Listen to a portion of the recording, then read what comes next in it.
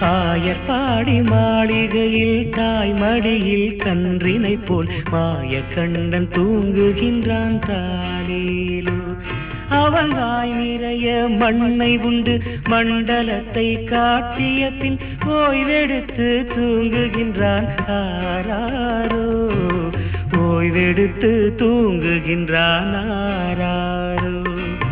ஆயர்பாடி மாளிகையில் தாய்மடியில் கன்றினை போல் மாயக்கண்ணன் தூங்குகின்றான் தாலேலோ.